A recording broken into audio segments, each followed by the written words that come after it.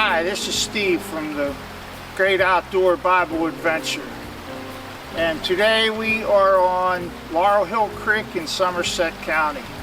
This is a well-known trout stream. This is a delayed harvest area here, meaning artificial lures only. You can't use bait and you got to throw them back until June.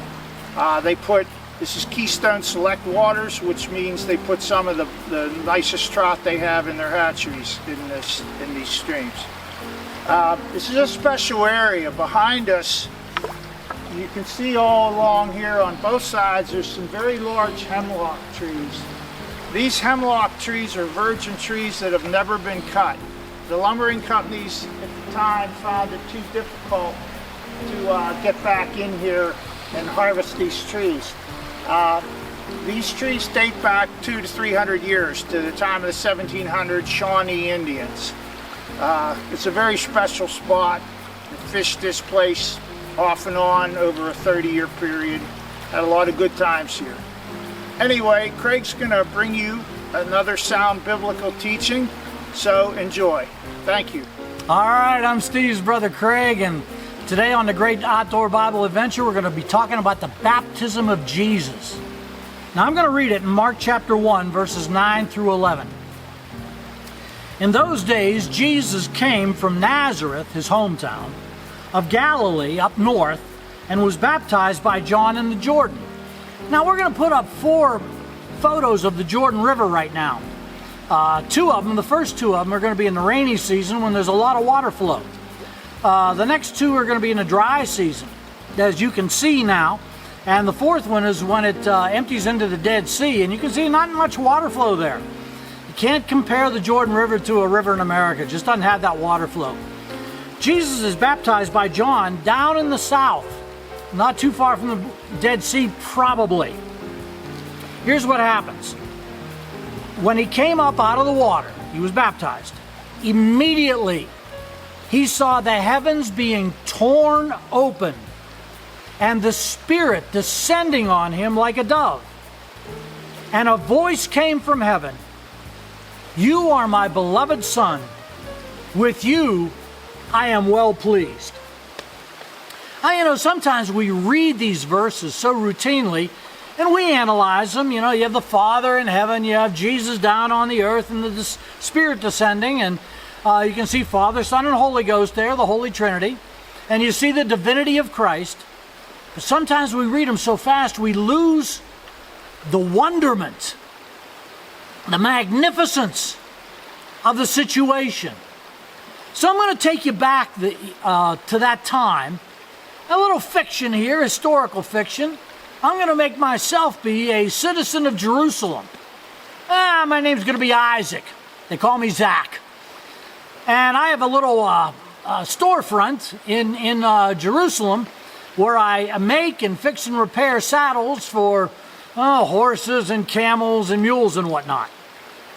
Well, I'm working one day, and 4 of my friends come in and say, "Listen, Zach, we're going down to Jericho, down by the Jordan River, because there's this guy, John the Baptist, and he's preaching there, and people are going down all the way from Jerusalem, and they're being baptized.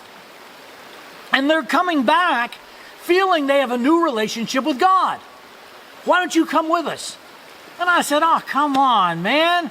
I'm going to have to shut down the store for 3 days. I'm going to lose income, and I got work to do and everything." But there are 4 of my friends, and they talked me into it.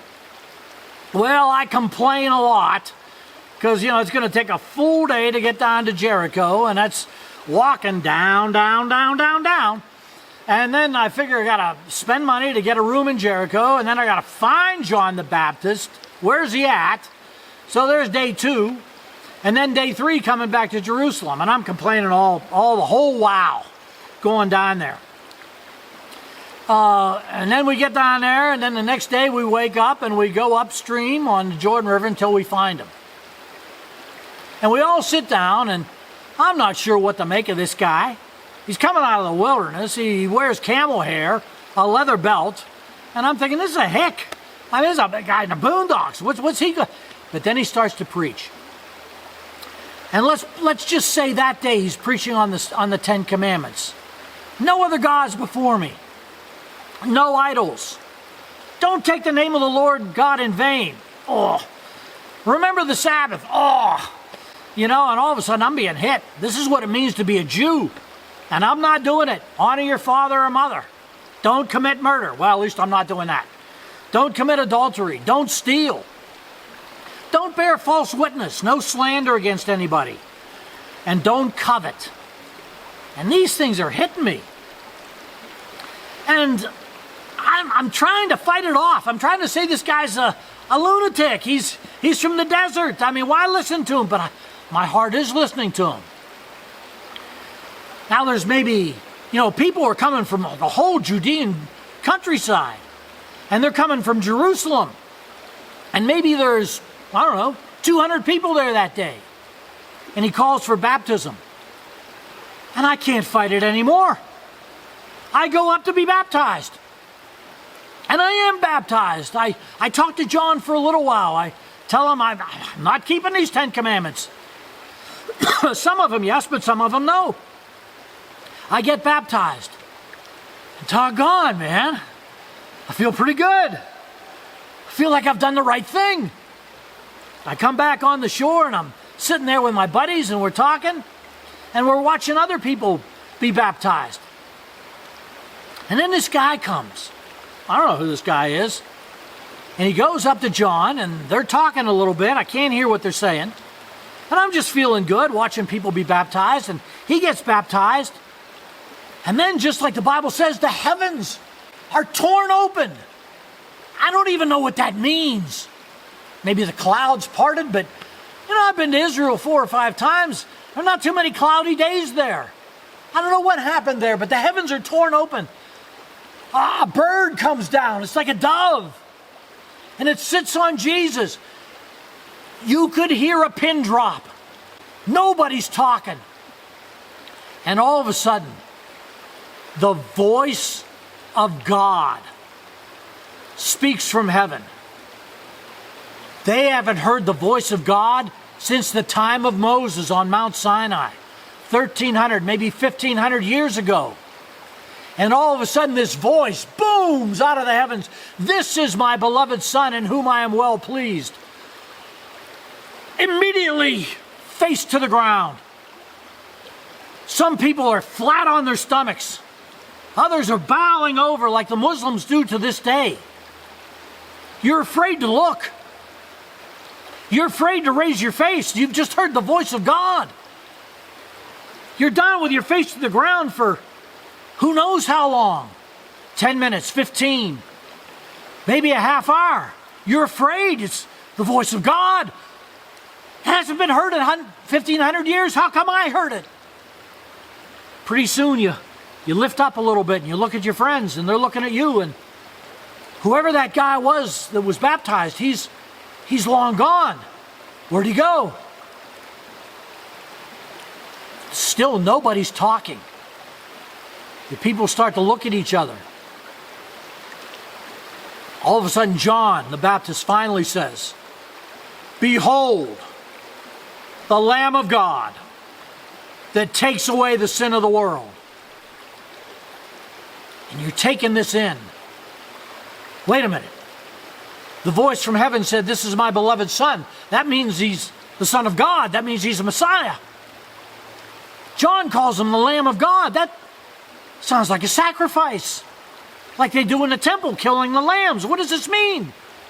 How can the Messiah be the sacrifice? And then John says, this is all in the Gospel of John, chapter 1. "I have seen," John the Baptist talking, "and I testify that this is the Son of God." Once again, everybody sits there for 10, 15 minutes. Maybe longer. It's getting late in the day. You got to go back to Jericho, find a room. You start to talk to your friends. What just happened? Just to make sure, you ask them, "Did you hear that voice?" Yeah, I heard that voice. We all heard the voice. You wonder how you're going to go back to Jerusalem. You go back to Jericho first, though, and you tell some people what happened. And some people are really listening, and others are making fun of you. Ah, come on. You've been out in the sun too long. You heard the voice of God. Come on. And you realize you've got to be careful who you tell this stuff to. And you wonder when you get back to Jerusalem, will your wife believe you? Will your son believe you? Will your rabbi believe you? The rabbi hardly knows you because you never go to synagogue, but you don't know what to say. The next day begins a long walk back to Jerusalem. There's more conversations on the voice from heaven and on what John the Baptist said. You get to Jerusalem, you tell your wife, and she listens, thank God. But you're very careful on who you tell. A month passes. You've changed. Your wife sees it. Your customers see it. They don't know why. And all of a sudden somebody comes into the shop. And they say, up in Galilee, northern Israel, there's a prophet. And he heals the sick. He opens blind eyes. He casts out demons with a word. He has even raised the dead. And you know, it's him. It's him. It's the one. Hallelujah. It's the one I saw baptized. It's him. It's the Messiah. You tell your son, listen, we gotta clean up the orders here, and we gotta shut the store down for another 3 days. I gotta go up to Galilee. I've gotta see him. Because this is the Messiah. This is the Son of God. There's a magnetism in Jesus. It doesn't matter who mocks it.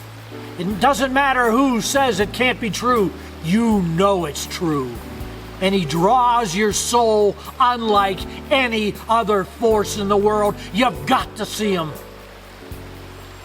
That same magnetism still exists today. I wasn't at the Jordan River when he was baptized. I've been to the Jordan. But that magnetism draws my soul. To this day, I've got to know him. I've got to find out more about him. How about you? How about getting on the road with me? Let's go and discover more about the Lord Jesus Christ. Let me pray for you. Father, draw us into a closer relationship with you. Give us a hunger for your word and for the Holy Spirit. In Jesus' name, amen. Well, this concludes this episode of the Great Outdoor Bible Adventure. If you like this, like and subscribe. And God bless you. We'll see you next week. I'm going to step out of the camera and we'll see the water for a little bit, and God bless.